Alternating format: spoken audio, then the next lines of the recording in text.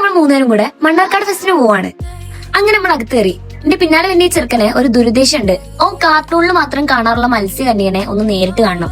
Colourful മീനുകൾ, പുഴമീൻ, കരിമീൻ, മഞ്ഞമീൻ, അയില, സ്രാവും സ്രാവിന്റെ ഏട്ടനും ഇവിടെ ഉണ്ട് കേട്ടോ. ഇവനെ കണ്ടപ്പോ തൊട്ട് ആ മീൻ അനങ്ങണില്ലാട്ടോ. നീ അവനെ കൊന്നോടാ. ഈ മീനാരോ തേച്ചിക്കാന്നാട്ടോ തോന്നണേ. ഇത് കുറെ നേരമായിട്ട് ഇതേ നിൽപ്പാണ് ഇവിടെ. ചെറുക്കൻ അതിന്റെ ഇടയിൽ കൂടെ അടുത്ത വണ്ടി വലി ഉണ്ടാക്കാൻ പോയിക്കണോ. ഇതാണ് ഓന്തിന്റെ മൂത്താപ്പ. ഇവൻ ഡമ്മിയാണോ എനിക്കൊരു സംശയം ഉണ്ട് കേട്ടോ. ഇവനെ ഞാൻ കണ്ണു തുറന്ന് അവിടെ കണ്ടിട്ടേ ഇല്ല. ഫൈനലി ചെറുക്കന്റെ ആഗ്രഹ സഫലീകരണമാണ് നിങ്ങൾ ഇവിടെ കണ്ടുകൊണ്ടിരിക്കുന്നത്. എന്താ പ്രശ്നം എന്താ പറഞ്ഞിട്ട് പോ. കണ്ണാടിന്റെ ചോദിച്ചു എന്താണ് ഒറിജിനലാണത്. മനുഷ്യന്മാരെ വെറുതെ വിടൂല, അതൊക്കെ.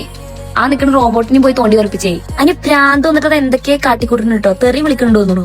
അങ്ങനെ നമ്മളൊരു പഞ്ഞിമിഠായൊക്കെ കഴിച്ചിട്ട് നേരെ അച്ചാറിന്റെ സെക്ഷനിലേക്ക് പോയി. അവിടുന്ന് ഏതൊക്കെ അച്ചാറാ വാങ്ങേണ്ടതെന്ന് എനിക്ക് കൺഫ്യൂഷൻ ആയതുകൊണ്ട് ഒന്നും വാങ്ങാതെ ഞാൻ അവിടുന്ന് പോന്നു.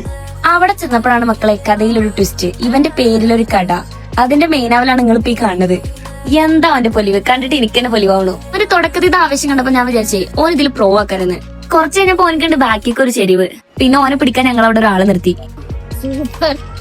അങ്ങനെ അത് കഴിഞ്ഞ് നമ്മൾ റൈഡുകളൊക്കെ എങ്ങനെയുണ്ടെന്ന് നിരീക്ഷിക്കാൻ വേണ്ടി പോയി. മലത്തിട്ട കൂറ വട്ടം കറങ്ങണമായി ചെറുക്കനാണെങ്കിൽ അവിടെ നിന്ന് ഒരേ കറക്കം. ഓനക്ക് അതിന്റെ ടെക്നോളജി അങ്ങോട്ട് പിടുത്തം കിട്ടിയിട്ടില്ല തോന്നുന്നു. പിന്നെ ഇതിലൊക്കെ എനിക്ക് കയറണമെന്നുണ്ടായിരുന്നു. പക്ഷെ കാണുന്ന രസമൊന്നും കയറി ഉണ്ടാവില്ല എന്ന് മനസ്സിലാക്കിയോണ്ട് ഞാൻ പിന്നെ റിസ്ക് എടുക്കാൻ പോയില്ല. അങ്ങനെ നമ്മൾ ഇന്നത്തെ കലാപരിപാടികൾ അവസാനിച്ചിട്ടുണ്ട്. അപ്പൊ okay, Chacha bye bye, see you.